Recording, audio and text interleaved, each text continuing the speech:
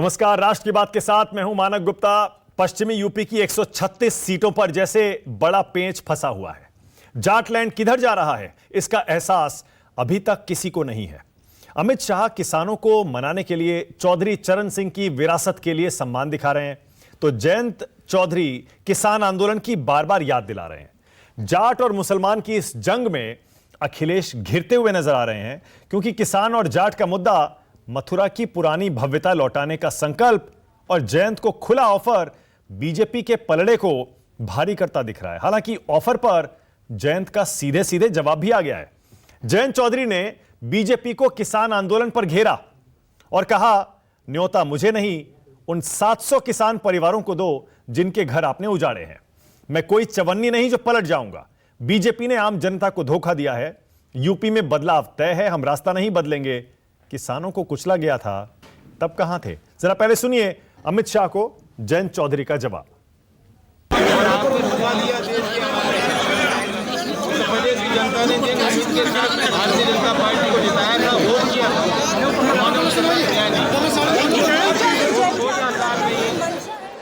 पल है, आपकी खुशी में देख रहा हूँ, उत्साह देख रहा हूँ। कि मैं नहीं करना उनको डर। आवाज आप ठीक से समझ नहीं पाए होंगे, लेकिन जयंत चौधरी यही कह रहे थे अमित शाह के ऑफर पर, मैं चवन्नी नहीं हूं जो पलट जाऊं, अब हम अपना रास्ता बदलने वाले नहीं है। आपको बता दें, कल अमित शाह ने जाट नेताओं से इमोशनल बातचीत की थी। मंच से चौधरी चरण सिंह की विरासत के लिए बीजेपी के दरवाजे खुले होने की बात कही थी। सांसद प्रवेश वर्मा और संजीव बालियान ने खुलकर जयंत को बीजेपी में आने का ऑफर दे दिया था। जयंत चौधरी गलत घर पर चले गए हैं, यह कहा था। बीजेपी के दरवाजे जयंत चौधरी के लिए हमेशा खुले रहेंगे, यह भी कहा था। चुनाव के बाद की संभावनाएं भी खुली हैं, यह भी कहा गया। और समाज के लोग उनसे बात करें और जयंत को समझाएं, यह भी कहा गया। जरा सुनिए क्या बोले थे कल संजीव बालियान। लोगों ने बड़ी संख्या में अपने इलाके से लोगों को बुलाया है, क्या मकसद है इसके पीछे? साहब सिंह वर्मा जी हमारे बहुत बड़े नेता थे पूरे देश के, तो प्रवेश के घर है, अच्छी बात है। और भाई चुनाव है, बातचीत करेंगे आपस में सारे। यूपी में क्या उम्मीद है? क्योंकि पिछली बार बहुत बढ़िया उम्मीद है, बहुत बढ़िया उम्मीद है, बहुत अच्छी उम्मीद है। किसान बिल को लेकर नाराजगी तो नहीं होगी? किसान वाला जो मुद्दा था वो तो वापस हो गया यार दोस्त, वो तो वापस हो गया। अब उसका जिक्र क्यों कर रहे हैं? क्लीन स्वीप है इस बार, बेहतर रहेगा। दूसरी तरफ यूपी विधानसभा चुनाव में बीजेपी ने आज एक बार फिर उसी इलाके में अपनी पूरी ताकत झोंक दी है। वेस्ट यूपी की कमान खुद केंद्रीय गृह मंत्री अमित शाह संभाल रहे हैं। कैराना के बाद आज अमित शाह मथुरा पहुंचे, वृंदावन गए, श्री बांके बिहारी जी मंदिर के दर्शन किए, मतदाताओं के साथ संवाद किया, घर घर जाकर वोट मांगे। और उसी की तस्वीरें देखिए, 4 तस्वीरें आपकी टीवी स्क्रीन पर। बांके बिहारी के दर्शन, उसके बाद जनसंपर्क अभियान, कार्यकर्ताओं का स्वागत और फिर door to door Amit Shah का कैंपेन। मथुरा से अमित शाह ने कई सियासी संदेश देने की कोशिश की। कहा, योगी सरकार में माफियाओं पर कार्रवाई हुई है, यूपी से गुंडाराज और माफिया राज खत्म हुआ है। जब हम कार्रवाई करते हैं, अखिलेश यादव के पेट में दर्द होता है। अमित शाह ने खास तौर पर आजम खान का जिक्र करते हुए कहा, जब आजम को पकड़ा तो आईपीसी की धाराएं कम पड़ गई थीं। यह चुनाव विधायक, सीएम, डिप्टी सीएम चुनने का है ही नहीं, यूपी में भारत के भाग्य को तय करने वाला चुनाव है। जरा सुनिए अमित शाह को। ये सरकार जो भारतीय जनता पार्टी की है, वो किसी एक जाति की नहीं, संपूर्ण समाज की। आपने 2017 में ही जातिवाद, परिवारवाद और तुष्टीकरण के आधार पर राज करने वाली पार्टियों को दरकिनार कर दिया। आप मुझे बताइए, राजनीति के अंदर जातिवाद और परिवारवाद होना चाहिए क्या? होना चाहिए? राजनीति के अंदर अपनी वोट बैंक का तुष्टीकरण करने के लिए सारे समाज को दरकिनार कर आगे बढ़ना ठीक है क्या? मित्रों, ये सरकारें चली, जातिवाद, परिवारवाद के लिए चली, तुष्टीकरण के आधार पर चली और भ्रष्टाचार का यहां चारों ओर बोलबाला था। उत्तर प्रदेश में जो परिवर्तन हुआ है, इसका अगर सीधा यश किसी को देना है तो मैं बेझिझक उत्तर प्रदेश की महान जनता को देकर उसका धन्यवाद करूं। और इस बार यूपी का जो चुनाव है, मैं आप सभी को कहना चाहता हूं, भाइयों बहनों युवाओं, ये यूपी के चुनाव को विधायक का चुनाव मत समझिए, किसी को मंत्री मुख्यमंत्री बनने का चुनाव मत समझिए।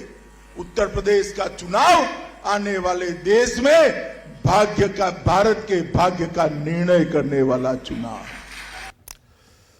अब थोड़ा जरा समझिए अमित शाह के मथुरा दौरे के मायने क्या है। मथुरा बीजेपी के लिए कोर मुद्दा रहा है। हिंदू वोटरों को एकजुट करने के लिए हमेशा से काफी अहम माना जाता रहा है।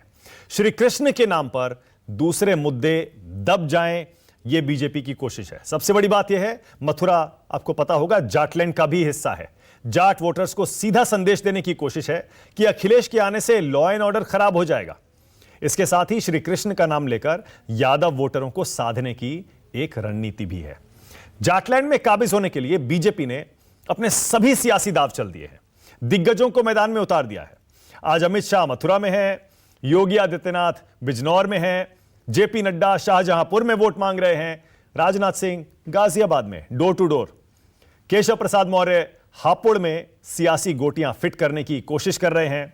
वहीं बीजेपी के यूपी के अध्यक्ष स्वतंत्र देव सिंह मेरठ में दर दर जा रहे हैं, डोर टू डोर जा रहे हैं। पश्चिम की ताकत को विपक्ष भी समझ रहा है, इसलिए जयंत चौधरी मुजफ्फरनगर में जाट और मुसलमानों को एकजुट करने में आज लगे हुए हैं। पश्चिमी यूपी में राष्ट्रीय लोकदल की भूमिका अहम है। अगर आरएलडी जाट वोट समेटने में कामयाब रही तो बीजेपी के लिए मुश्किल हो जाएगी। जयंत को लेकर बीजेपी की बेचैनी झलक भी रही है। इसीलिए अब कोशिश है कि जाट बना मुसलमान की जंग और तीखी बनाई जाए, और बीजेपी ऐसा लगता है इसी में लगी है। इसीलिए 2013 के दंगे याद दिला रही है। राष्ट्र की बात में हमारा आज का सवाल, शाह का ऑफर जयंत की ना, जाटों की किसको हां? और दूसरा, पश्चिम में क्या चलेगा, किसानी या फिर दंगा? दंगा इसलिए क्योंकि बीजेपी 2013 का दंगा याद दिला रही है। डिबेट शुरू करने से पहले आपको इस वक्त की एक और बड़ी खबर बता दूं। समाजवादी पार्टी ने 56 उम्मीदवारों की एक और लिस्ट आज जारी कर दी। जाति और धर्म के सभी समीकरणों को साधा गया है। धौराहरा से वरुण चौधरी को टिकट मिला है। कुछ एक ऐसे नाम हैं, बड़े नाम, जो आपको बताना जरूरी है।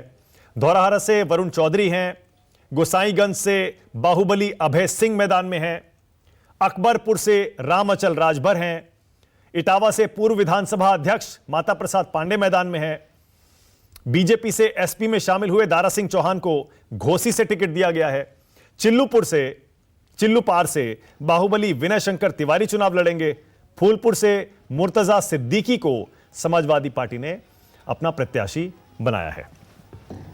अब जल्दी से मेहमानों से जरा परिचय करा दूं। आज स्टूडियो में यहां काका मनोज सिंह काका आए हैं। बड़े दिनों बाद, वैसे तो सैटेलाइट के जरिए बात होती थी, आज स्टूडियो में आए। स्वागत है मनोज। बीजेपी से अनिला सिंह जुड़ रही हैं, लाइए सबको टीवी स्क्रीन पर। अनिला जी के अलावा आज मेरे साथ मोहम्मद इस्लाम जुड़ेंगे, जो कि आरएलडी के प्रवक्ता हैं। राष्ट्रीय लोकदल की भूमिका पश्चिमी यूपी में अहम मानी जा रही है और आज की डिबेट में भी। और अशोक बालियान मेरे साथ हैं, जो कि जाट महासभा के नेशनल सेक्रेटरी हैं। आप सभी का स्वागत। सबसे पहले अशोक के पास जाऊंगा, मेरे सहयोगी अशोक तिवारी जुड़ गए लखनऊ से। अशोक, जरा बताइए, जो समाजवादी पार्टी ने नई लिस्ट आज जारी की है, इसमें क्या करने की कोशिश की है, रणनीति क्या है, सोच क्या है अखिलेश की?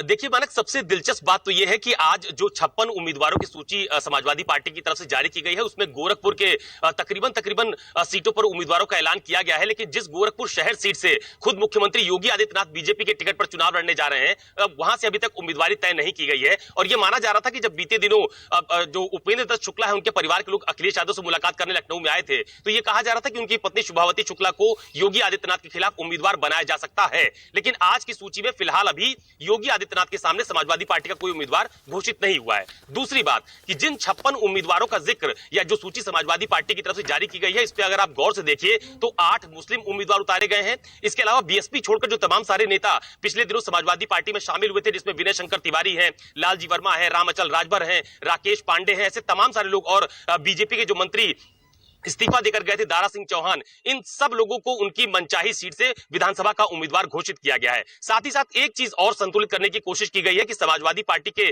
जितने भी पुराने और बड़े नेता थे, चाहे वो पूर्व विधानसभा अध्यक्ष माता प्रसाद पांडे हो, उनको उनकी इटवा सीट से उम्मीदवार बनाया गया है। इसके अलावा बलरामपुर से एसपीएस यादव है, इसके अलावा तमाम सारे ऐसे नाम, दुर्गा यादव, रमाकांत यादव, जो भी समाजवादी पार्टी के पुराने समय के नेता हैं, उनको उम्मीदवार घोषित किया गया है समाजवादी पार्टी की तरफ से। तो एक तरफ इस सूची के माध्यम से बाहर से जो नेता समाजवादी पार्टी में शामिल हुए उनको संतुष्ट करने की कोशिश की गई है, और समाजवादी पार्टी के जो बड़े नेता, पुराने नेता, जिनकी दावेदारी मानी जा रही थी और ये कहा जा रहा था कि अगर इस तरह का बड़ा महागठबंधन बनता है तो शायद उनकी दावेदारी भी खतरे में हो सकती है, तो उनको भी इस सूची में समायोजित किया गया है। तो अखिलेश यादव की तरफ से इस 56 उम्मीदवारों की सूची में जातिगत संतुलन साफ तौर पर देखा जा रहा है, बाहर से आए नेताओं का संतुलन साफ तौर पर देखा जा रहा है, और जो कोर वोट कहा जाता है ना कि यादव और मुसलमान समाजवादी पार्टी उन मतों को ज्यादा वो कोशिश करती है कि वो उनके पाले में रहे, तो तकरीबन 8 मुस्लिम उम्मीदवारों को भी इस सूची में फिलहाल शामिल किया गया है। और इस सूची के माध्यम से एक बड़ा संकेत जो देने की कोशिश समाजवादी पार्टी की तरफ से की जा रही है कि हम अपने नेताओं को तो साथ लेकर चल ही रहे हैं, साथ में जो नेता दूसरे दलों से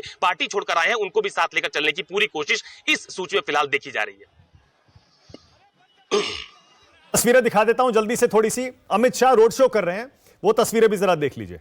रोड शो क्या, डोर टू डोर कैंपेन कर रहे हैं। रोड शो तो अलाउड नहीं है अभी, इसीलिए इस डोर टू डोर कैंपेन की तस्वीरें देखते रहिए। और मनोज जरा अब मुझे बताइए, आप जो मुद्दे उठा रहे हैं, ऐसा लग रहा है मथुरा 2013 का दंगा, जो बीजेपी ये मुद्दे उठा रही है, कोशिश आप समझ ही रहे हैं क्या है, और अमित शाह खुद उतर गए हैं मैदान में। देखिए, कौन सा मुद्दा चलेगा? जो आप उठा रहे हैं वो चलेगा, किसान आंदोलन, या फिर जो बीजेपी मुद्दा उठा रही है वो उस पर भारी तो नहीं पड़ जाएगा?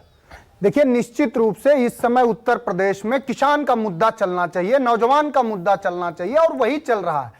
उत्तर प्रदेश से लेकर पूरे देश का युवा, जो युवा जब रोजगार के नाम पर भारतीय जनता पार्टी को वोट दिया, जिसने भारतीय जनता पार्टी की एक प्रचंड बहुमत की सरकार बनाई, तब वो युवा राष्ट्रवादी था, और अब वही युवा अपने अंगुली दिखा करके और जब अपना हक मांग रहा तो उस पर भारतीय जनता पार्टी लाठी चला रही। और किसानों का सवाल है, तो जब पश्चिम उत्तर प्रदेश में अमित शाह जी घूम रहे हैं तो निश्चित रूप से पश्चिम उत्तर प्रदेश का किसान ये पूछ रहा होगा, जो जयंत चौधरी साहब ने सवाल पूछा कि जब 700 किसानों ने शहादत दे दी तो अब तब आप कहां थे? जब लखीमपुर खीरी में किसानों को रौंदा गया तब आप कहां थे? ओके मनोज, मतलब आपने राहत की सांस ली होगी कि जयंत चौधरी ने अमित शाह का ऑफर ठुकरा दिया। आपको एक बार तो लगा होगा जब ऑफर दिया है, ऐसा ना हो कि जयंत चौधरी सोच में पड़ जाएं, भाई क्या करना है। देखिए, जयंत चौधरी साहब के आप अगर लेगेसी को देखें तो पूज्य चौधरी चरण सिंह जी के वो वारिस हैं, और पूज्य चौधरी चरण सिंह साहब ने कहा है कि इस देश के खुशहाली का रास्ता खेत और खलिहानों से होकर गुजरता है, किसानों से होकर गुजरता है, लेकिन इस खेत खलिहान और किसान की पूरी अर्थव्यवस्था को बर्बाद करने का किसी ने काम किया तो भारतीय जनता पार्टी ने किया। क्योंकि पहले भी एक बार आपको पता है अजीत सिंह भी थे ना, बीजेपी के साथ थे पहले जी, आरएलडी बीजेपी का गठबंधन पहले रहा है।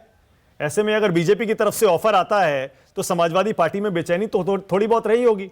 ये आपको पूरा विश्वास था कि जयंत नहीं जाएंगे? किसी तरह की कोई बेचैनी नहीं है। जो माननीय राष्ट्रीय अध्यक्ष जी अखिलेश यादव जी ने और जो जयंत चौधरी जी ने जो राजनीति में एक बड़ा उन लोगों ने जो लकीर खींचा है, अब उस पर भारतीय जनता पार्टी बेचैन है, क्योंकि भारतीय जनता पार्टी से जाट समुदाय तो भी पूछ रहा है कि बताओ, नेताजी की सरकार ने तो चौधरी चरण सिंह का मेरठ यूनिवर्सिटी बनवाया, आपने क्या किया? 12 तुगलक रोड खाली कराया, और उसी जयंत चौधरी साहब पर बर्बरता पूर्वक लाठी किसने चलाई? किसने नहीं देखा? जो देश के किसानों के नेता हैं उनको क्या नहीं कहा गया? कहा गया कि अगर आप लखनऊ आएंगे तो आपका बक्कल खींच दिया जाएगा। किसानों पर बर्बरता पूर्वक गाड़ी चढ़ाई गई। अभी टेनी अभी सरकार में बने हुए हैं, अनिला जी, तो तड़ी पार के साथी अभी सरकार में हैं जिन्होंने किसानों को रौंदा है, किसानों का नरसंहार किया है। तो देश का किसान और खास करके उत्तर प्रदेश का किसान इसे माफ नहीं करने वाला। तड़ी पार के साथी किसकी बात कर रहे हैं? मैं अमित शाह जी का कह रहा हूं। ऐसे मत करिए प्लीज। मैं नहीं कर रहा। नहीं, मत करिए ऐसे शब्दों का इस्तेमाल। मैं मानक जी, मैं फिर वही बात देखिए, अभी बात नहीं कर रहा हूं। ये असंवैधानिक नहीं है। मैं फिर वही कह रहा हूं के शब्द हैं, गुजरात के कोर्ट में न्यायालय ने उनको तड़ी पार, मैं ये कह रहा हूं अभी तड़ी पार वो रहे। मेरी बात तो सुन लीजिए। हम यहाँ डिबेट हम अमित शाह के पुराने इतिहास पे तो नहीं कर रहे ना। अभी अनिला जी भी फिर वो आपके नेताओं पर ऐसी टिप्पणियां करेंगी। मैं चाह रहा हूं डिबेट हम चुनाव तक ही रखें। अनिला जी बोलिए। अनिला जी, पहले तो ये बताइए कि ये जयंत चौधरी को ये ऑफर देने का अमित शाह का, बीजेपी का मकसद क्या था कि अभी भी देख लो गलत घर चुन लिया है? मेरी सबको राम राम। और मानिक जी देखिए, ऐसा है कि भारतीय जनता पार्टी को क्या नहीं समझ में आ रहा है कि लिस्ट जो है आउट हो चुकी है, सारे कैंडिडेट्स जो है डिक्लेयर हो चुके हैं। इसमें कोई दो राय नहीं है कि समाजवादी पार्टी और आरएलडी के बीच में कुछ सीटों को लेकर सर फुटबॉल हो रही है। परंतु अगर जयंत चौधरी जी की बात की जाए तो उनकी हालत तो वो है कि जो मुसल उनके पार्टी पर पड़ेंगे, उनको झेलने पड़ेंगे, क्योंकि वो ऐसे राजनीतिक दल के साथ अलायंस में चले गए हैं जो जाटों का विशेषकर कभी भी नहीं रहा। इतिहास रहा है। मुलायम सिंह यादव जी का टेन्योर देख लीजिए, जब वो सत्ता में रहे हैं, और जब अखिलेश यादव जी मुख्यमंत्री बने उन्होंने भी वही किया। ये वो राजनीतिक दल है जिसने सदैव ये प्रयास किया कि जाटों को आरक्षण ना मिल सके। हमेशा से ये प्रयास किया, क्योंकि अच्छी तरीके से जानते थे कि सबसे ज्यादा आरक्षण का फायदा जो है यादव उठाते हैं ओबीसी कैटेगरी में। अगर जाट्स भी आ गए तो सीधे सीधे यादवों का पत्ता कट जाएगा या बहुत कम हो जाएंगे। तो इन लोगों ने हमेशा ये प्रयास किया कि जाटों का आरक्षण खत्म हो जाए। दूसरी बात ये है कि जयंत चौधरी साहब शायद भूल गए होंगे कि किस प्रकार से लगातार जब इनका टेन्योर रहा जाटों को उत्पीड़ित किया गया। 2013 की बात मैं कहूंगी, एक बार नहीं 10 बार कहूंगी। कैराना की बात में एक बार नहीं मैं 10 बार कहूंगी। जब हमारी बहु बेटियां छेड़ी गई, जब हमारे लड़कों का कत्ल हुआ, जब हमारे वृद्धों को जेल में ठूस दिया गया। हो सकता है कि नेताओं ने हाथ मिला लिए हों, पर ये सोचे कि जो वोटर है वो भी गले मिल जाएगा, तो बहुत भारी गलतफहमी है। अच्छा अनिला जी, दो सवाल कह रहे हैं, जैन जी कह रहे हैं। अनिला जी, दो सवाल। मेरा एक सवाल। एक सेकंड, पहले जैन जी कह रहे, मानिक जी मैं बात पूरी कर लूं। अच्छा करिए, हाँ बोलिए। जैन जी कह रहे हैं कि मैं चवन्नी नहीं हूं जो बदल जाऊं। भाई आप चवन्नी नहीं थे तो फिर आपने कांग्रेस का साथ क्यों छोड़ दिया? कांग्रेस का साथ क्यों छोड़ दिया? पकड़कर आपने दूसरे का दामन ले लिया। तो आपका तो इतिहास रहा है, आपका मतलब जो आरएलडी का इतिहास रहा है, कभी इस दल में तो कभी उस दल में। तो ये तो आप पाठ ना पढ़ाओ कि आप चवन्नी हो कि अठन्नी हो। ये राजनीति है, आप भी राजनीति कर रहे हो, ये हम भी जानते हैं। ओके। तो ये अपने आप को इतना बड़ा और दूसरे को इतना छोटा मत दिखाओ। ओके ये वो लोग हैं समाज। ओके, पहला सवाल ये, आपने अभी भी कहा कि जाट आरक्षण पर समाजवादी पार्टी का रुख हमेशा विरोध करने वाला रहा है। जाट आरक्षण पर बीजेपी का रुख क्या है? क्योंकि आपकी सरकार थी, आपने तो दिया नहीं जाटों को आरक्षण। अमित शाह जी ने तो उसका उत्तर दे दिया ना कल। अमित शाह जी से ये कहा गया, जो हमारे जाट भाई गए हुए थे वहां पे, उन्होंने अपनी बात खुलकर रखी। हाँ। खुलकर रखी। हाँ। और बहुत अच्छी तरीके से रखी। और मुझे सच्ची मैं कह रही हूँ मानिक जी, मेरा दिल खुश हो गया। दिल खुश हो गया जिस तरीके से उन्होंने अपनी बातें रखी हैं वहां पे और उत्तर दिया अमित शाह जी ने। एक भी नहीं, क्या स्टैंड है वैसे? क्या स्टैंड है बीजेपी का जाटों के आरक्षण पर? अब जब आप कह रही हैं कि जाट आरक्षण के खिलाफ है समाजवादी पार्टी, आपका स्टैंड क्या है? बीजेपी का स्टैंड क्या है जाट आरक्षण पर? नहीं, बीजेपी का क्लियर कर दिया ना अमित भाई ने। अमित भाई ने कहा चुनाव लड़ेंगे हम इस पर बिल्कुल we are going to rethink about it. उन्होंने बोला, ये बात पीछे नहीं हटे जाट आरक्षण को लेकर। पर ये देखिए ना, 2014 मार्च में यूपीए की सरकार ने कहा कि अच्छा ठीक है कर दे, कच्चा पक्का करके चलेंगे, और सुप्रीम कोर्ट में चैलेंज हुआ, उपवास हो गया उठा के।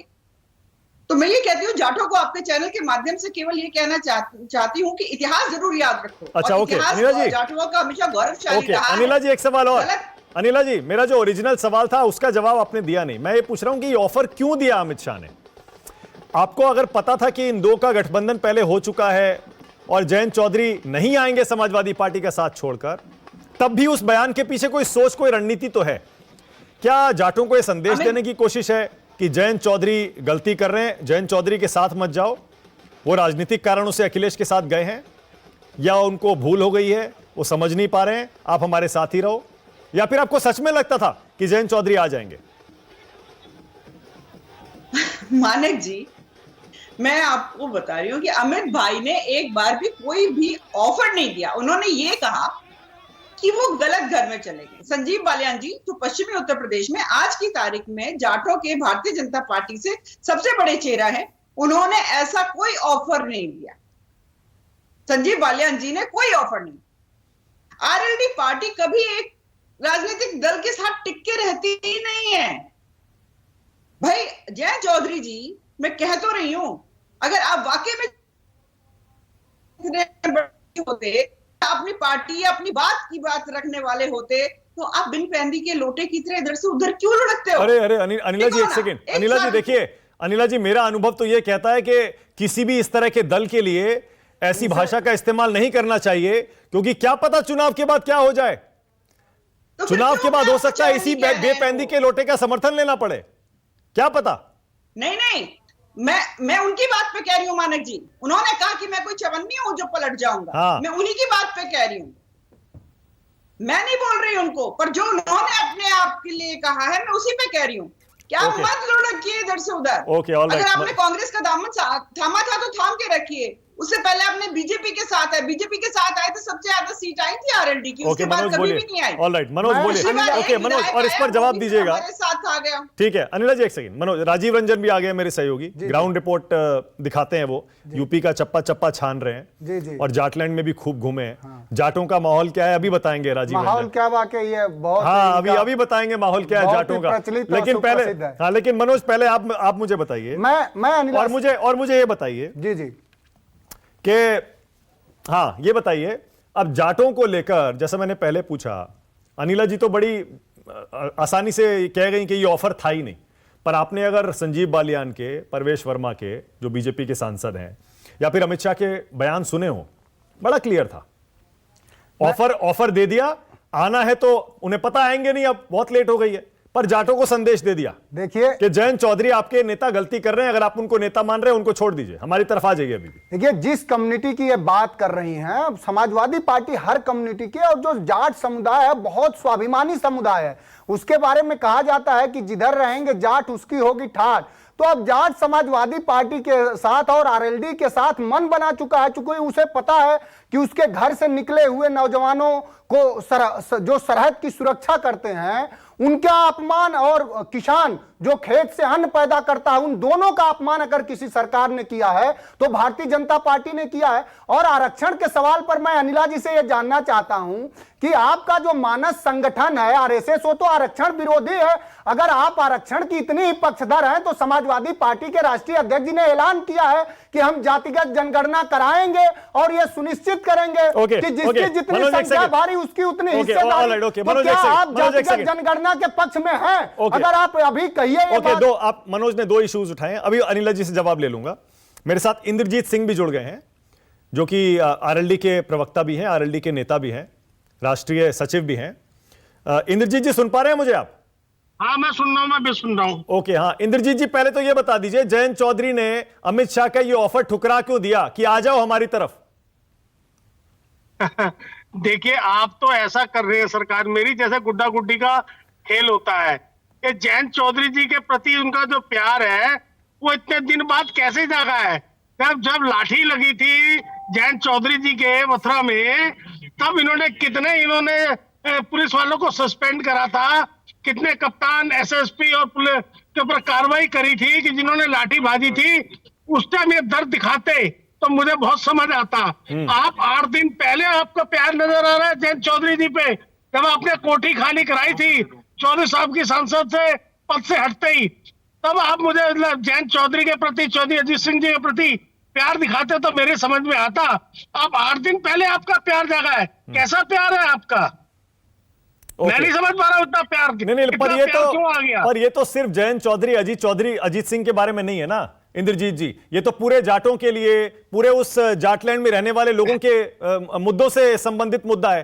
तो अगर आप जयंत चौधरी से एक तरफ हटा भी दीजिए मुद्दा, बीजेपी कह रही है जाटों को संदेश दे रही है, अमित शाह ने साफ कहा गलत घर चले गए, जयंत चौधरी गलत घर में चले गए समाजवादी पार्टी के साथ। मैं बता रहा हूं, मैं जवाब देता हूं आपका। पहली बात तो राष्ट्रीय लोकदल किसी एक बिरादरी की लड़ाई नहीं लड़ रही, राष्ट्रीय लोकदल किसान भाइयों की लड़ाई लड़ रही है और 36 बिरादरियां किसानी करती हैं। आप जातियों मत बांटिए। जब अपना बच्चा पैदा होता है तो वो उसको नहीं पता होता मैं किस घर में जन्म ले रहा हूं। ये जातिवाद को पर देश नहीं चलना चाहिए, हमको केवल समाज की बात करनी चाहिए। अमित शाह जी 3 किलोमीटर दूर बैठे थे, 3 किलोमीटर ना गाजीपुर नजर आए, ना टीकरी बॉर्डर नजर आए, न सिंगू बॉर्डर नजर आए। वहां किसान के घर जाते या 7 मिनट के लिए 700 किसानों में से 7 मिनट के लिए किसी किसान के घर जाके उसके साथ आंसू बांटते, उसके परिवार के लिए कोई घोषणा करते मुआवजे की, उसके परिवार के लिए कोई नौकरी की घोषणा करते, तो मैं आदर और सम्मान करता, क्योंकि वो गृह मंत्री जी पूरे भारत के गृह मंत्री है, किसी पार्टी के गृह मंत्री नहीं है। उनको 8 दिन पहले इतना प्यार क्यों आ ठीक रहा है, है? ओके इंद्रजीत जी, एक सेकंड रुकिएगा, एक सेकंड। राजीव, एक सेकंड में आ रहा हूं बस। जरा अशोक बालियान का एक कमेंट बहुत जरूरी है ऐसे में। जाट महासभा के नेशनल सेक्रेटरी हैं, राष्ट्रीय सचिव हैं अशोक बालियान। जाटलैंड क्या कह रहा है और जाट समुदाय क्या इस समय इस बार किस तरफ जा रहा है? देखिए, मैंने आपकी इस बहस को मानक की शुरू से सुना है और ये इस बहस का जो मैं आपको बताऊं निचोड़ ये है कि जाट समुदाय वाकई ये चाहता था कि जयंत जी बीजेपी के साथ अलायंस करें, क्योंकि जाट समाज ने एक बार ये बीजेपी के साथ जब चौधरी अजीत सिंह जी ने अलायंस किया था तो उनका रिप्रेजेंटेशन लोकसभा और विधानसभा में बढ़ा। दूसरी बात आपने पूछी कि जाटलैंड किधर जा रहा है। अगर हम आज की बात करें और बगैर किसी लाग लपेट के आपकी बहस में सच्चाई से बात रखें तो आज की तारीख में जाट समाज 50% के रास्ते पर खड़ा हुआ है। हाँ, ये बात जरूर सच है कि किसान आंदोलन के बाद जो उसका आक्रोश था, इन चुनाव के बाद वो धीरे धीरे प्रतिदिन कम हो रहा है। 10 तारीख तक वो 50% रहेगा या कम या ज्यादा किसी पार्टी के पक्ष में होगा, ये हम अभी नहीं कह सकते। लेकिन आज की तारीख में जाट समुदाय पश्चिमी उत्तर प्रदेश का कहीं 40% है किसी के साथ, तो कहीं 60% है। तो अगर हम बात करें तो वो 50% बीजेपी अलायंस के साथ है और 50% वो गठबंधन के साथ। नहीं, आपने कहा ना अभी जाट तो ये चाहते थे कि जयंत चौधरी चले जाएं बीजेपी के साथ, तो ये 50% चाहते थे, बाकी 50% नहीं चाहते, आप ये कह रहे हैं? देखिए, जब हम अमूमन देहात में जाते हैं, बात करते हैं कि भाई जयंत को क्या करना चाहिए था, अगर हम अपनी कम्युनिटी में जब बैठते हैं, देखिए जब आदमी अपने समाज में बैठता है तो वहाँ मानक की सारी चीजों का विस्तार से वर्णन होता है, क्योंकि वहां कोई दूसरे समुदाय का व्यक्ति नहीं होता। तो तब हमारा समुदाय ये कहता था कि जयंत को बीजेपी के साथ अलायंस करना चाहिए। ओके, राजीव रंजन, जाटों का माहौल क्या है बताइए। राजीव रंजन।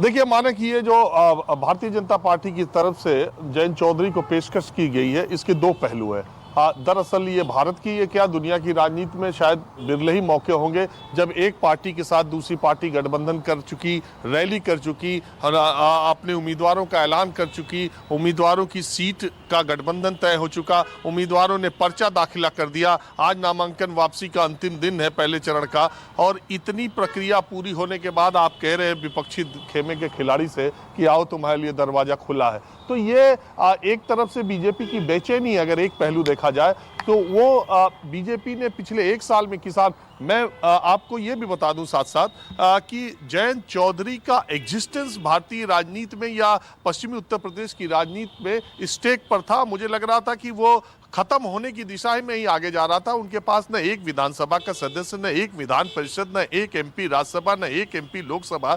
ऐसी पार्टी का अस्तित्व क्या बचेगा? चौधरी अजीत सिंह का निधन भी पिछले दिनों हो गया और पूरे जाट समुदाय पर भारतीय जनता पार्टी ने पिछले 3 चुनाव में जैसा जादू किया था, उसमें अब आरएलडी के लिए कोई जगह, कोई स्पेस बची नहीं थी। दूसरी बात यह है कि आरएलडी का पूरा एग्जिस्टेंस जाट और मुस्लिम गठजोड़ से है। सिर्फ जाटों के आधार पर आरएलडी खड़ी नहीं रह सकती। ये जयंत चौधरी अच्छी तरह जानते हैं। जब तक मुस्लिम उनके साथ पश्चिमी उत्तर प्रदेश का नहीं जुड़ेगा, इस पार्टी का कोई एग्जिस्टेंस नहीं है और इसीलिए वो नेचुरल एलाय होता है समाजवादी पार्टी के साथ। आप जानते हैं कि 1989 से लेकर तब तक अजीत सिंह और मुलायम सिंह में व्यक्तिगत रिश्ते कभी अच्छे नहीं रहे। वीपी सिंह अजीत सिंह को मुख्यमंत्री बनाना चाहते थे और लेकिन बने मुलायम सिंह यादव अपने जनाधार की वजह से, और चौधरी चरण सिंह की पॉलिटिकल लीगेसी पर मुलायम सिंह हमेशा दावा ठोकते रहे और उसमें वो आगे बढ़ गए। तो व्यक्तिगत रिश्ते इनके कभी अच्छे नहीं रहे, लेकिन ये नेचुरल एलाय है वोट बैंक के हिसाब से। और समाजवादी पार्टी की सरकार में न जाने कितनी बार आरएलडी शामिल हुई और उसके मंत्री भी रहे, न जाने कितनी बार ये गठबंधन के साथ चुनाव भी लड़े। अब दूसरी बात यह है कि बीजेपी ने ऐसा क्यों किया? तो एक तरफ तो बीजेपी को यह भरोसा था, लगातार जाटों के किसान आंदोलन के बावजूद बीजेपी को यह भरोसा था कि उसके साथ जाट बने रहेंगे, लेकिन जब लगा कि नुकसान होगा तो उन्होंने पहले किसान आंदोलन वापस किया, फिर जाटों में अपनी पैठ बनाने की कोशिश की। दूसरा पहलू यह है कि अगर जयंत चौधरी समाजवादी पार्टी के साथ लड़े, चलो ठीक है, लेकिन जाट को न्यूट्रलाइज करने के लिए, उसके गुस्से को कम करने के लिए अपनी दोस्ती का हाथ बढ़ाने का जेस्चर अगर आप देंगे तो ये मैसेज जाएगा कि भाई देखो, जयंत के खिलाफ तो बीजेपी नहीं, अमित शाह ने तो बोल दिया भाई, जयंत के खिलाफ नहीं, वो तो हाथ बढ़ा रहा भाई। गांव में इस बात की चर्चा होने लगेगी, तो बीजेपी को जो संभावित नुकसान होने वाला है या हो सकता है उसमें कुछ कमी आएगी। देखिए, अगर जमीनी ग्राउंड रिपोर्ट की बात मैं कहूं तो भारतीय जनता पार्टी को पिछले 3 चुनाव में जो वोट मिले थे जाटों के, वो नहीं मिलने वाले हैं। उसको नुकसान होने ही होने वाला है, चाहे 10 वोट का हो 10% हो, 20 वोट का हो 20% हो, 30 वोट का हो 30% हो, लेकिन उसे नुकसान होना है। और जो लोग ये समझ रहे हैं कि 100% जाट मतदाता जो पिछले बार गए थे वोट देने के लिए, वो सारे के सारे बीजेपी से नाराज होकर सड़क गए और वो इस बार नहीं आएंगे, वो भी गलतफहमी में है।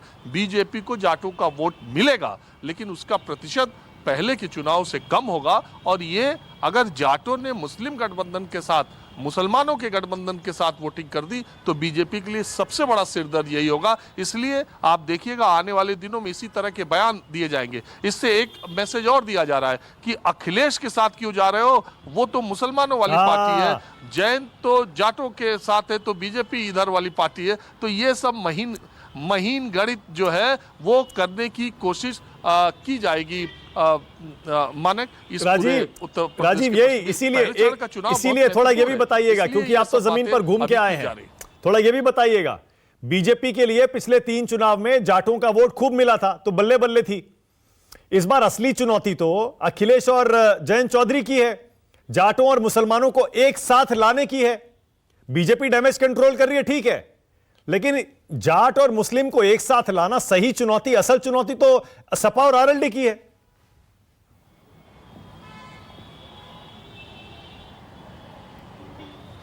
बिल्कुल चुनौती है, इनके सामने चुनौती है खोए वोट बैंक को वापस लाना। देखिए, मैंने आपसे कहा कि डूबते को तिनके का सहारा।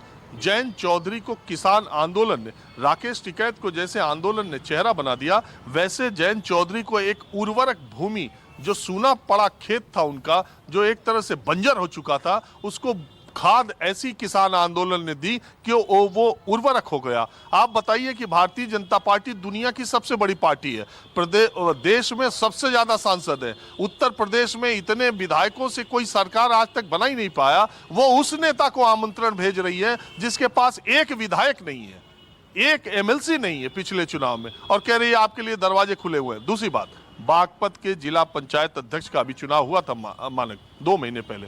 भारतीय जनता पार्टी के कैंडिडेट और आरएलडी के कैंडिडेट के बीच में जो जबरदस्त संग्राम हुआ था कि वहां के कलेक्ट्रेट को जाट किसानों ने ट्रैक्टर से घेर लिया, और उसके बाद आरएलडी के कैंडिडेट को जिला पंचायत अध्यक्ष बनवा के और डीएम से सर्टिफिकेट लेकर ही अपनी ट्रैक्टर ट्रॉली और बुग्गी लेकर के हटे थे। ये 30, 35, 40 दिनों की बात है। और पीछे दिनों में जो बीजेपी के साथ, और एक बात मैं कहना भूल गया, एक इंपॉर्टेंट बात यह है कि जो जाट समुदाय के लोग 40 साल से ज्यादा उम्र के हैं, वो पिछले चुनाव में भी ज्यादातर हैंडपंप यानी कि आरएलडी पे थे। 40 से नीचे वाले जो है वो प्रधानमंत्री नरेंद्र मोदी के दीवाने हैं और योगी के दीवाने हैं, जाट जो युवक हैं। अब क्या है कि पिछले चुनाव में युवकों ने, नौजवानों ने अपने बड़े बुजुर्गों को दरकिनार कर या उनसे झगड़ कर या उनसे अलग रहकर या उनको बिना बताए चुपचाप कमल छाप कर दिया, और उसका फायदा बीजेपी को बहुत मिला। लेकिन इस बार की स्थिति थोड़ी, मैं जब गांव में जाता हूं, थोड़ी अलग है। और बीजेपी की ये स्ट्रेटजी है कि चूंकि 1/3 से ज्यादा जाट वोटर युवक है और नौजवान है, तो इसीलिए मेरठ की जो स्पोर्ट्स यूनिवर्सिटी की आधारशिला तुरंत रखी गई, और कहाँ रखी गई है, वो मुजफ्फरनगर और मेरठ के बॉर्डर पर रखी गई है, ताकि वो दोनों जिले के नए, आपको मालूम है जाट खेल खिलाड़ी, और आप अगर शामली जाएं, बागपत जाएं, मुजफ्फरनगर जाएं, मेरठ जाएं, तो आपको सड़कों के किनारे ये नौजवान दौड़ते हुए दिखते हैं। तमाम खेलों में आपको मालूम है, अभी ओलंपिक में जो हमारा कंटिजेंट यहाँ से गया हुआ था, जो हमारा दल गया हुआ था, उसमें 7 से ज्यादा खिलाड़ी मेरठ और आसपास के इलाकों के थे जो वहाँ तैयारी कर रहे थे। तो वहाँ खेल खिलाड़ियों की बात है, तो इससे युवाओं को आकर्षित करने के लिए तुरंत का फैसला हुआ स्पोर्ट्स यूनिवर्सिटी का आधारशिला रखने का, और उसको बॉर्डर पे रखा गया है उन्हीं नौजवानों को टारगेट करने के लिए। तो ये खेल बड़ा दिलचस्प है, और ये 58 सीटें मैं आपको बता रहा हूँ, 10 फरवरी का मतदान का जो मूड होगा, मेरी समझ से ये 58 सीटें ही पहले चरण का चुनाव ये तय कर देगा कि उत्तर प्रदेश में सरकार किसकी बनेगी। ओके राजीव, एक सेकंड रुकिएगा जरा, क्योंकि बड़ी दिलचस्प बात आप कह रहे हैं। इंद्रजीत जी, अगर इस बार भी चुपचाप कमल छाप हो गया तो क्या करेंगे? क्योंकि अमित शाह ने तो दाव चल दिया अपना, उन्होंने कहा आ जाओ भैया। अब जयंत चौधरी कह रहे हैं मैं चवन्नी नहीं हूं, लेकिन जाटों को तो संदेश दे दिया अमित शाह ने कि वो गलत घर चले गए। मतलब आप समझ रहे हैं, हिंदू मुस्लिम करने की कोशिश है। मथुरा में है अमित शाह, बार बार दंगे याद दिलाए जा रहे हैं 2013 के। देखिए, आपका चैनल बड़ा निष्पक्ष चैनल है, जो सब चीजें बड़े साफ सुथरे तरीके से जाता है, एक वन साइडेड नहीं चलता है। और उसके ऊपर आप जैसा सीनियर पत्रकार बैठा हो, मैं ये कह रहा हूं सारी चीजें डायवर्शन हो सकती थी, सारी चीजें हो सकती थी। आपने चौधरी साहब की कोठी खाली कराई, कौन भूलेगा? और जयंत चौधरी जी के पीठ पे लाठियां मारी, कौन भूलेगा? और उसके बाद 700 किसान मर गए, कोई मुआवजा नहीं, कोई नौकरी नहीं, कौन भूलेगा? आपने हरियाणा के अंदर बिजली क्या रेट मिल रही है, हमें यूपी में क्या रेट मिल रही है? आपने पिछले 2017 में आपने हरियाणा में पहले सांसद है सर छोटू राम जी के नाती हैं, उनके साथ आपने मीटिंग में ये कहा कि हम आरक्षण पे मंथन करेंगे और आपको आरक्षण दिलवाएंगे और उस पर कानून बनाएंगे। आज 2017 से 2022 हो गया, आप उस आरक्षण पे कहां तक बढ़े हैं? आप कोई एक मुद्दा तो हो सकता है खत्म कर दें। आप कह रहे हो हमने गन्ने की पेमेंट कर दी, हरियाणा में गन्ने की पेमेंट फालतू मिल रही है, यूपी में कम मिल रही है। आपने जो पेमेंट करी है वो एहसान नहीं करा है। आप देखिए भाई साहब कि चीनी मिल से कोई भी चीनी का एक दाना जब बाहर निकलता है, जब आने पाई से पेमेंट मिल में पहुंच जाती है, और आप गन्ना उधार खरीदेंगे। और जो ओके अनिला जी, पहले ये सारे जवाब दीजिएगा। पहले ये बताइए जयंत चौधरी के बारे में आपके विचार क्या हैं? कैसे नेता हैं जयंत चौधरी और कितनी उनके पीछे फॉलोइंग है? देखिए, ऐसा है कि जो इनके दादाजी थे चौधरी चरण सिंह जी, वो परम आदरणीय और एक बहुत बड़े किसान नेता थे, और उन्होंने हमेशा जाति और धर्म से ऊपर उठकर राजनीति करी। और हम सबके मतलब जाटों में विशेषकर मैं आपको बताऊं, वो मतलब एक भगवान की तरह उन्हें पूजा जाता है। फिर उनके जो बेटे श्री में जब राजनीति में वो आए, जबकि आप इतिहास जानते हैं अच्छी तरीके से कि किस प्रकार से मुलायम सिंह यादव जी और अजीत सिंह जी में बिल्कुल तलवारें खिंची रहती थी। अजीत सिंह जी जो है वो अपने पिता की सत्ता को हथियाना चाह रहे थे, मुलायम सिंह जी कहते थे कि नहीं, मैं दत्तक पुत्र हूं और ये सत्ता पूरी मेरे हाथ में रहेगी। और पूरे जीवन मुलायम सिंह यादव जी ने ये प्रयास किया अजीत सिंह जी को खत्म करने के लिए। और उसमें क्या हुआ, एक किसानों का जो राजनीतिक दल था वो बनकर रह गया एक जाति विशेष का, जाट का। ठीक है, अब जयंत चौधरी जी आए हैं, पूरे जीवन अजीत सिंह जी ने पूरा संभाल के रखा। तो अब अगर मुझसे पूछ रहे हैं कि जयंत चौधरी जी किस प्रकार के नेता हैं, तो मैं उस पर कोई रिएक्शन अभी इसलिए नहीं दूंगी क्योंकि इनके हाथ में इनकी पार्टी की सत्ता अभी अभी आई है, इनको प्रूव करके दिखाना है। पर पहला कदम जो इन्होंने उठाया है उनके साथ उठा लिया है जिनकी मानसिकता मुगलई रही है, जिन लोगों ने सदैव, ये वो लोग हैं जिन्होंने कारसेवकों के ऊपर गोली चलाई, ये वो लोग हैं जिन्होंने जाटों के ऊपर गोलियां चलवाई, ये वो लोग हैं जिन्होंने जाटों के लड़के बुजुर्ग सबको जेलों में ठूसवा दिया। आप उनके साथ चले गए। ये वो लोग हैं जिन्होंने पूरी ताकत लगा दी कि जाटों को आरक्षण ना मिल सके, आप उनके साथ चले गए हो। तो अब मैं उनकी राजनीतिक समझ पे टीका टिप्पणी नहीं करूंगी, पर एक बात कहना चाहूंगी Manak ji, please allow me, just give me 5 more seconds। मैं धन्यवाद करूंगी टीटू जी का, आज इन्होंने स्पष्ट कर दिया कि आरएलडी यानी जयंत चौधरी जी जाट नेता नहीं है, सभी जो कम्युनिटी को लेकर चल रहे हैं। तो ये आपके चैनल के माध्यम से मैं अपने जाट भाइयों को कहना चाहूंगी, जाट भाइयों इनके फरेब में मत आओ, इनके फरेब में मत आओ। पश्चिम उत्तर प्रदेश में अगर हमारी कौम का किसी ने भी साथ दिया है वो भारतीय जनता पार्टी ने दिया है, हर वक्त दिया, देते रहेंगे। दूसरी बात आप कह रहे थे ना मकान क्यों खाली करवा लिया, टीटू साहब कह रहे थे, भाई मुझे बता दो चौधरी अजीत सिंह जी जब मेंबर ऑफ पार्लियामेंट नहीं रहे हैं उसके बाद ही तो मकान खाली है, केवल उनसे करवाया क्या? जो भी मेंबर ऑफ पार्लियामेंट नहीं रहा उनको मकान खाली करना पड़ा, जिससे कि जो नए मेंबर ऑफ पार्लियामेंट बने हैं उनको घर मिल सके। कोई जाति तो नहीं करी ना किसी के ऊपर। तो कह रहे हैं जयंत चौधरी पर लाठी चलवा दी आपकी पुलिस ने। नहीं नहीं नहीं नहीं, जिस अधिकारी ने ये किया था वो सस्पेंड भी हो गया। अरे आपने देखा नहीं क्या? आप जब आरक्षण की इतनी बात कर रही हैं, आप अनिला एक दो प्रश्नों का तो जवाब दे दीजिए। हाँ, एक दो प्रश्नों का जवाब दे दीजिए। आपकी जो नफरती विचारधारा है, आपकी जो नफरती विचारधारा और कट्टरपंथी जो विचारधारा है आपके वक्तव्यों में दिख गई। और आप इससे क्यों डर रही हैं कि जयंत चौधरी पूरे समाज के नेता हैं? निश्चित रूप से जयंत चौधरी माननीय अखिलेश यादव जी इस पूरे देश के नेता हैं। कम से कम आपकी तरह उस विचारधारा के तो नहीं नेता हैं जिस विचारधारा ने पूज्य गांधी की हत्या की, जिस विचारधारा ने राष्ट्रपिता पूज्य गांधी की हत्या की, उसकी तो कम से कम उन्होंने नहीं किया। उस विचारधारा के नहीं है। आप 700 किसानों पे जवाब नहीं दे पा रहे हैं। आपको शायद जानकारी नहीं है कि इसी पश्चिम उत्तर प्रदेश में गन्ना किसानों का 16,000 करोड़ रुपया बकाया है।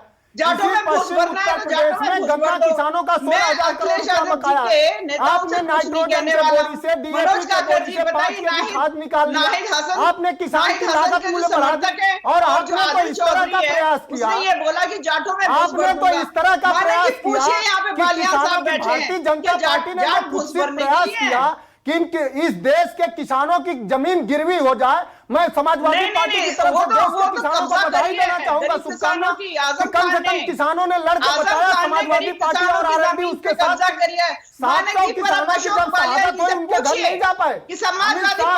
अमित शाह के जुबान से एक लफ्ज नहीं निकला और आपको दूसरे से ज्यादा आपके अपने पार्टी के नेता सतपाल गवर्नर सतपाल मलिक सतपाल जी के बयान सुनने अखिलेश यादव जी के जो गुंडे नेता हैं वो ये कह रहे हैं उन्होंने कहा कि ये सरकार बर्बर है, प्रधानमंत्री की जरा भी संवेदना नहीं है किसानों के प्रति। उन्होंने स्पष्ट कहा कि एक कुतिया के मरने पर संवेदना प्रकट करते हैं, लेकिन किसानों के शहादत पर भारतीय जनता पार्टी को फर्क नहीं पड़ता। तो अब उत्तर प्रदेश के जाटों में घुस भरेंगे। उत्तर प्रदेश मनोज एक सेकंड रुक जाइए मनोज एक सेकंड ओके एक सेकंड अशोक बालियान तो ये बेचैनी जाहिर ओके है। अशोक बालियान, अच्छा अशोक जी, जो आप कह रहे हैं कि आप जाट समुदाय में आप वहीं से आते हैं, वहां बैठते हैं, उठते हैं और वहां लोगों की बातें भी सुनते हैं, क्या 2013 के दंगों के बाद का असर अभी तक है इस चुनाव में? वो फैक्टर रहेगा क्या? क्योंकि बीजेपी तो कह रही है वो बहुत इंपॉर्टेंट एक इशू है इस बार भी। देखिए मानक जी, 2013 के दंगों से पहले भी जाट समुदाय को बहुत अपमानित किया गया। अनेक अवसरों पर आप अगर 2013 में मुजफ्फरनगर कवाल दंगों से पहले सोरम की घटना को देखें, लिसाड़ की घटना को देखें, 11 लोगों ने बलात्कार किया, मुकदमे कायम नहीं हुए। शाहपुर थाना क्षेत्र के जनपद मुजफ्फरनगर में दुल्हरा गांव को देखें, काकड़े की एक बेटी जिसका पूरा परिवार पलायन कर गया था, मुकदमा कायम नहीं हुआ था। ये कोई दंगों की घटना से जाट समुदाय समाजवादी पार्टी से नाराज नहीं हुआ था। दंगों से पहले भी जो 5 साल में अखिलेश यादव की सरकार रही उसमें उसको बहुत अपमानित किया गया। कानून व्यवस्था को लेकर बेहद खराब स्थिति से गुजरना पड़ा।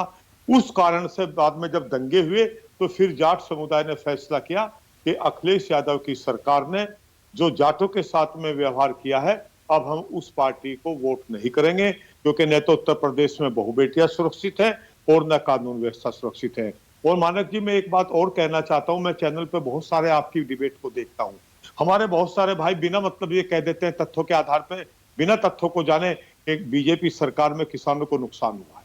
मैं आपको एक ही मिनट में बहुत संक्षेप में, क्योंकि मैं जब चैनल पर आता हूं तो तथ्य रखता हूं। मायावती सरकार में 2007 से 2012 तक 30 लाख गन्ना किसानों को केवल 52,000 करोड़ रुपए का पेमेंट हुआ। अखिलेश की सरकार में 33 लाख किसानों को 95,215 रुपए का पेमेंट हुआ। ये 55 साल में हुआ। लेकिन योगी सरकार में 1,51,000 करोड़ रुपए का भुगतान हुआ। क्या हम ये तथ्य जाट महासभा किसानों के बीच नहीं रखेगी? अब गेहूं की खरीद और धान के खरीद पर आ जाइए मानक जी। 2012 से लेकर 2017 तक धान की 123 लाख मैट्रिक टन की फसल खरीदी गई अखिलेश यादव की सरकार के टाइम में, और 2017 से 2021 में 244 लाख मैट्रिक टन की खरीद हुई। ये तो धान की हुई। फिर आ जाओ गेहूं के मामले में आ जाओ आप। अखिलेश सरकार का 2012 से 2017 तक 94 लाख मैट्रिक टन खरीद की गई, और योगी सरकार में 2 से 10 लाख मैट्रिक टन खरीद की गई। मैं अपने चैनल पे भाइयों से कहता हूं कि राजनीति करो, वो तथ्यों को समझने के बाद आरोप लगाइए। ये तथ्य है कि हम नहीं समझते इस बात को कि किस सरकार में किसान को फायदा हुआ है मानक जी, और किस सरकार में किसान को नुकसान हुआ है।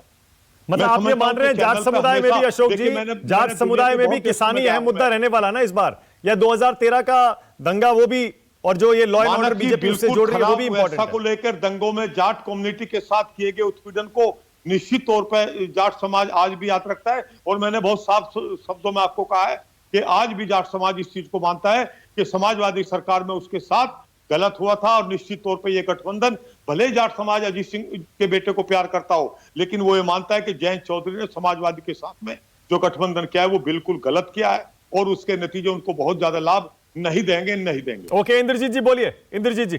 धन्यवाद मानक जी। जब मैं बड़ा अच्छे तरीके से सुन रहा था, मेरे सम्मानित भाई बलियान साहब कह रहे थे, आपने तारीफ तो करी, अच्छा है, करनी चाहिए, क्योंकि हो सकता है आपकी भावनाएं वहां जुड़ी हो, लेकिन आपने ये बात नहीं कही कि 50 किलो के कट्टे में से 5 किलो खाद निकाल ली, उसकी आप चर्चा नहीं कर रहे।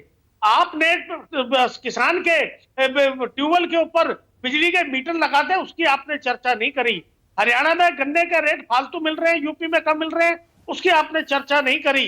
हरियाणा में बिजली सस्ती मिल रही है और यूपी में महंगी मिल रही है, उसकी चर्चा नहीं करी। आपने पेमेंट की तो चर्चा करी, जब पेमेंट रुकी हुई है उसकी चर्चा नहीं करी। और अगर किसान के ट्यूबवेल का बिजली का बिल, घर का बिल रुक जाए तो उसके ऊपर FIR करके उसको प्रताड़ित करा जाता है, उसकी बात आपने नहीं करी। अरे भाई मेरे ऐसा मत करो, आप गुण भी गिनवाओ, आप गुण भी गिनवाओ। वोटर बहुत समझदार है, जिसको भी चुनेगा, अगर भारतीय जनता पार्टी को भी विश्वास करके इतना बड़ा मैंडेट दिया था, तो आज उन्होंने ना आरक्षण की बात करी, ना उन्होंने गन्ने की पेमेंट बढ़ाई। 35 रुपए 25 रुपए रेट बढ़ाए हैं पूरे 5 साल में। आप बताइए ना किस तरीके से किसान को चला जा रहा है। आप तारीफ कीजिए, आपकी हो सकता है भावनाएं बहुत जुड़ी हो। अच्छा इंद्रजीत जी, ओके इंद्रजीत जी, एक सेकंड रुकिएगा। देखिए बड़ी, क्योंकि अब जाटों की बात हो रही है। इंद्रजीत जी, ये जो जाट समुदाय है, आप तो खैर सिख हैं। मैं भी जाट ही हूं। हाँ, मैं सिख जाट हैं, ठीक है। तो जो जिन जाटों को बीजेपी टारगेट कर रही है या अपनी तरफ करने की कोशिश कर रही है, हिंदू जाट, वो हिंदू है वो पहले जाट है या वो किसान है? मैं ऐसे लोगों की बात कर रहा हूं जो हिंदू भी है, जाट भी है और किसान भी है, क्योंकि बीजेपी, देखिए बीजेपी उनमें हिंदुत्व की भावना जगाने की कोशिश कर रही है। देखिए मानक जी, बहुत अच्छा सवाल करा आपने। हमेशा 3 चीज सिखाई गई है। जब खाना हो आप पर्दे में खाइए, जब पूजा करनी हो आप पर्दे में कीजिए, और जब आप धन का लेन देन करें तो उसको पर्दे में रखिए। ये पूजा पाठ हर आदमी करता है, आपका मन साफ होना चाहिए। आप मंदिर जाओ, गुरुद्वारे जाओ, मस्जिद जाओ, जहां भी आप जिसको भी इष्ट मानते हो। लेकिन मैं जितने भी भाई मेरे बैठे हैं जो बीजेपी से जुड़े हुए हैं, जिन्हें बीजेपी ने सम्मान दे रखा है, चाहे वो विधायक है, MLA है, MP है, मंत्री है, अगर वो समाज की बात आज वो कर रहे हैं, अगर समाज के साथ गलत हो रहा था, किसानों के साथ गलत हो रहा था, तो अपने पद से इस्तीफा देके किसान भाइयों के साथ खड़े होते। वो तो मलाई चाट रहे हैं, उन्हें 5 साल मलाई चाटी, और आज अब उनको दर्द जाग रहा है। कोई भी एक आदमी जिसने इस दर्द को झेलते हुए विधायक पद से, सांसद पद से, मंत्री पद से इस्तीफा दिया हो, तो वो जाट समाज के हकदार है वोट लेने के। ओके, अशोक जी जवाब दे रहे हैं क्या? अशोक जी कुछ कहना चाह रहे थे, और सवाल मेरा भी आपसे वही है, पहले हिंदू, जाट या फिर किसान, ऊपर कौन सी भावना रहने वाली है? देखिए, अगर हम अपने इतिहास को याद करें तो भरतपुर रियासत से जहां जाटों की रियासत थी, हमने मुगलों के खिलाफ लड़ाई लड़ी, तो राष्ट्रवाद की भावना हम में निश्चित तौर पर कूट कूट कर भरी हुई है। हम खेती करते हैं तो सीमा पर भी हैं। तो पिछले 3 चुनाव में जाट ने ये महसूस किया है कि फिलहाल राष्ट्रवादी पार्टी को समर्थन देना चाहिए। कल जाट क्या करेगा मुझे नहीं पता, लेकिन आज की तारीख में जाट ये जानता है कि उसको राष्ट्रवाद की पार्टी जो भाजपा है वर्तमान में, उसको समर्थन करना चाहिए। मैं समझता हूं कि हमारी महिलाएं और खासकर जो हमारा यूथ है, निश्चित तौर पर मानक की वो इसी की समझ आ रहा है। ओके, मेरे पास टाइम खत्म हो गया। आज इतना ही टाइम है। बहुत शुक्रिया राष्ट्र की बात में आने के लिए। अब देखते हैं जाटलैंड का मिजाज 10 तारीख आते आते किस तरफ जाता है, और नतीजों तो खैर 10 मार्च को पता चलेंगे। बहुत धन्यवाद आज सबका। छोटा सा ब्रेक ले रहा हूं, खबरें जारी है। नमस्कार, मैं हूं मानक गुप्ता। अगर आपको हमारा ये वीडियो पसंद आया हो तो इसे लाइक और शेयर जरूर करें, और हां, हमें सब्सक्राइब और फॉलो करना ना भूलें, ताकि आप देश और दुनिया की कोई खबर मिस ना करें। तो जुड़े रहिए हमारे साथ और देखते रहिए न्यूज़ 24।